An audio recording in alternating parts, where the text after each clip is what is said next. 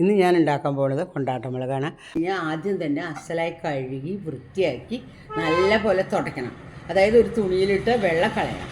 അത് കഴിഞ്ഞ് അത് അസലായിട്ട് കുത്തണം. അതായത് ഒരു കമ്പി എടുത്ത് പപ്പടക്കമ്പി എടുത്ത് കുത്തുക. പപ്പടക്കമ്പി എടുത്ത് കുത്തിയണം അതിന് കേട്ടോ.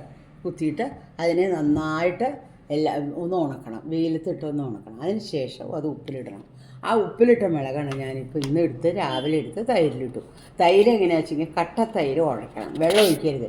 നല്ല പോലെ ഉടച്ച അരി മിക്സിയിലിട്ട് അടിച്ചാലും മതി, അല്ലെങ്കിൽ എന്തെങ്കിലും അത് ഇളക്കി നല്ല മോരാക്കിയിട്ട് അതിലിട്ടിട്ട് അതിന് ശേഷം ഉപ്പുണ്ടല്ലോ, ഉപ്പും ചേർത്ത് സുഖമായിട്ട് അതിനെ ഉണക്കി എടുത്ത് ഇന്ന് രാത്രി മുഴുവൻ അത് കിടന്നിട്ട് നാളെ രാവിലെ അത് വെയിലത്ത് വെച്ച് വീണ്ടും ഉണക്കണം.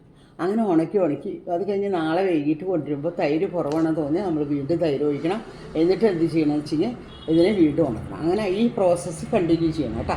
കണ്ടോ, ഇതിലിട്ട് ഇങ്ങനെ പിഴിഞ്ഞെടുത്തിട്ട് ഇതിനെ ഉണക്കി കൊണ്ടുവന്ന് എന്തുണ്ടാവണം, ഒരാഴ്ചയ്ക്കുള്ളിൽ ഇത് നന്നായി ഉണങ്ങി വെളുവെളുന്നതിനെ കിട്ടും. പക്ഷേ ഈ റെഡ് മുളകൾ, പഴുത്ത മുളകളൊന്നും ചോക്കില്ല കേട്ടോ.